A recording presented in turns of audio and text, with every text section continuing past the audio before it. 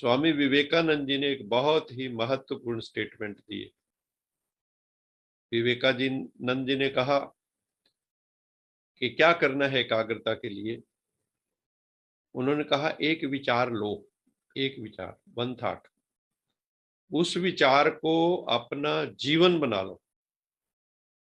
एक विचार लो, उस विचार को अपना जीवन बना लो, अर्थात उसके बारे में सोचो, उसके सपने देखो, वही ड्रीम करो, रात को दिन को हर वक्त उसी विचार को जियो, उसमें प्राण भर दो, उस विचार में प्राण प्रतिष्ठा कर दो, जीवंत हो जाए वो विचार, डेड विचार ना रहे।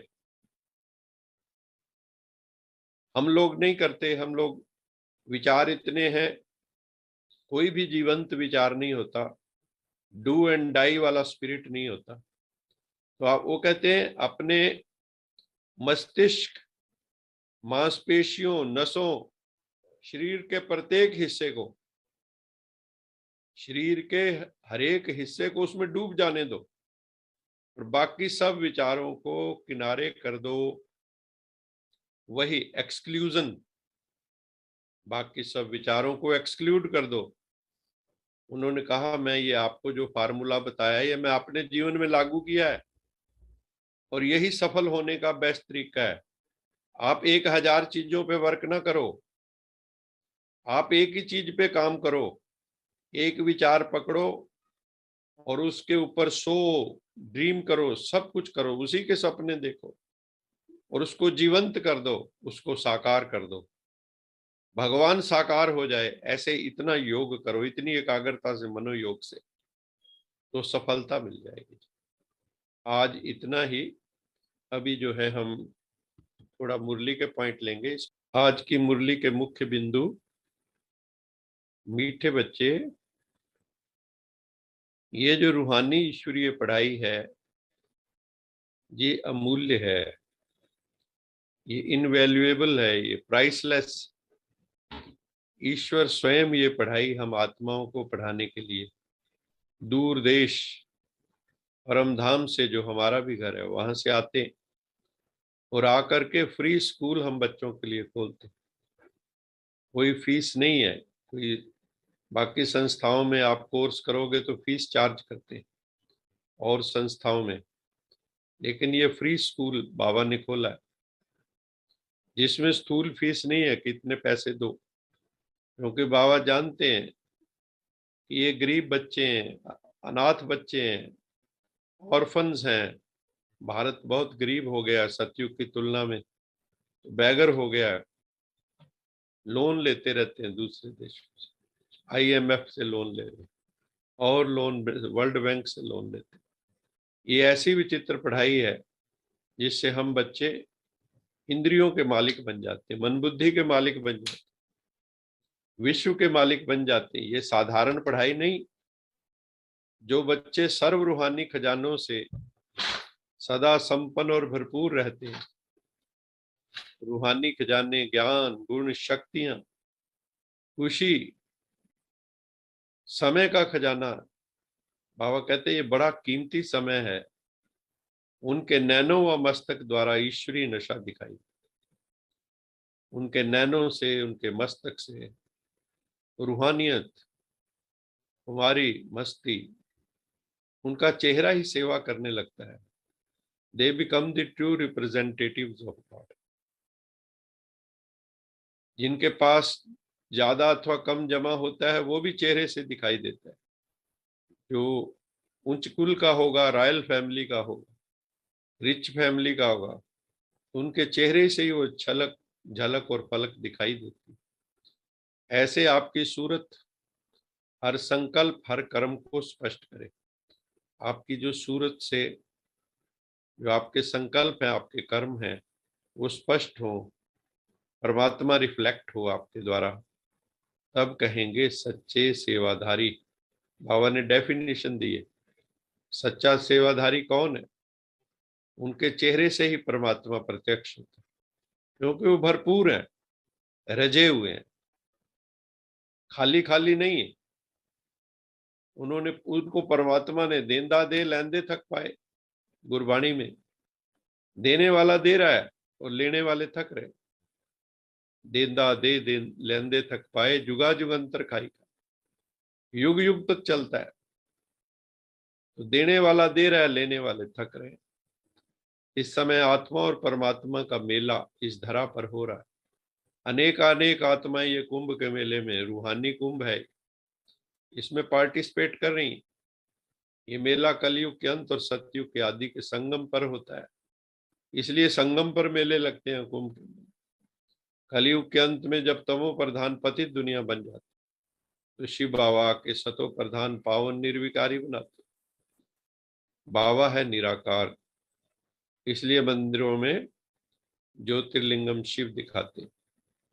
वो टीचर बनकर हम शालिग्रामों को पढ़ाते हैं, शालिग्रामों को विष्णु का रिप्रेजेंटेटिव मानते। वही है सत्यम शिवम सुंदरम, वही आकर हमें सत्य बताते। इस सत्य को समझने वाले ही सत्य नारायण बनते हैं, अथवा नर से नारायण, नारी से लक्ष्मी बन जाते हैं।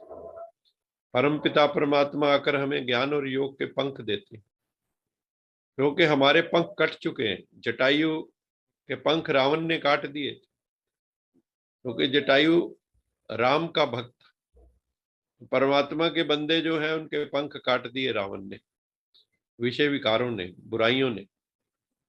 अभी हम आत्मा उड़ने लायक फिर बन रही, क्योंकि ज्ञान योग के पंख मिल गए हैं। ज्ञान योग के घृत द्वारा जो हमारी आत्मा की ज्योत जो थी, जो टिमटिमा रही थी, अब फिर जग रही।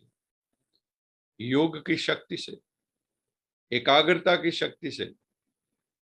योग का मतलब एकाग्रता, मन को एकाग्र करना।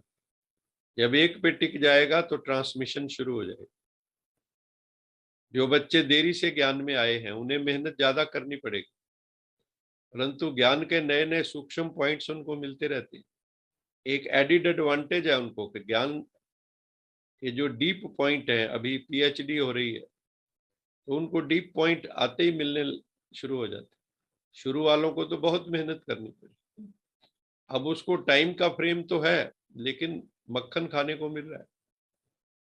लास्ट सो फास्ट जा सकते हैं। बाबा ने कहा ऐसा नहीं है लास्ट में आए हो तो लास्ट में रहोगे, मेहनत करो, तीव्र पुरुषार्थ करो, तो तुम भी last so fast, fast so first, last so fast, fast so first जा सकते हैं।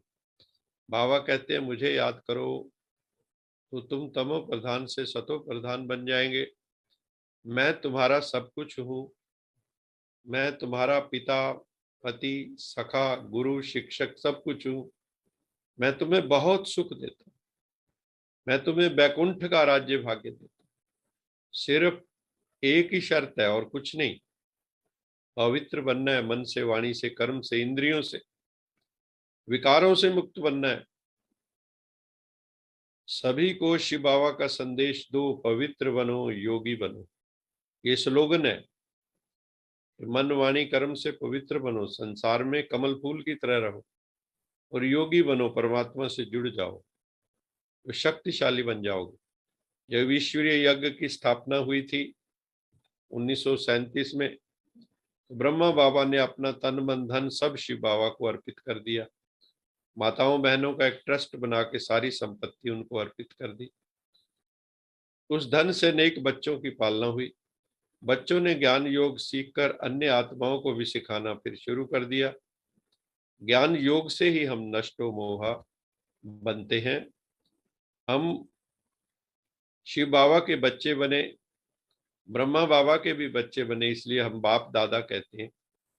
अभी थोड़ा समय है, बाबा कहते हैं शरीर का कोई भरोसा नहीं है। ये मत सोचो बीमार होंगे तभी जाएंगे, कुछ भी किसी क्षण हो सकता है।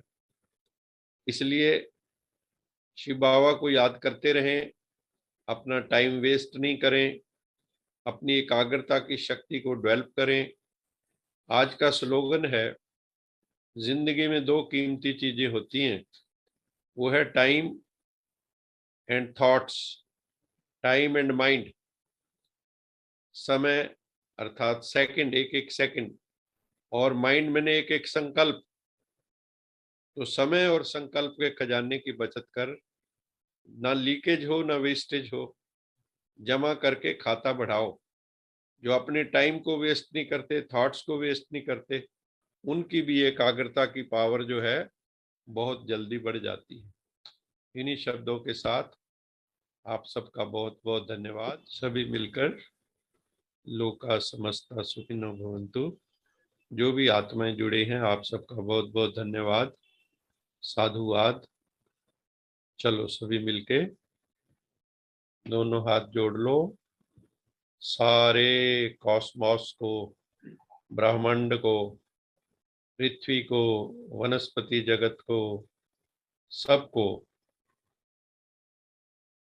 लोका समस्ता सुखिनो भवन्तु,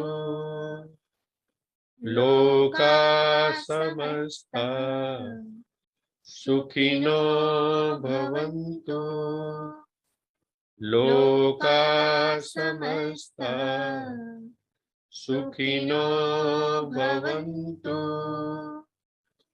ओम शांति शांति शांति। बहुत बहुत धन्यवाद आप सब भाई बहनों का। आप सब खुश रहें, आनंद में रहें। परम पिता परमात्मा की कृपा आप सब पर बनी रहे। इन्हीं शब्दों के साथ बहुत बहुत एक बार धन्यवाद। सबको खुशियां बांटते रहो, आनंद में रहो, बाबा की याद। ओम शांति।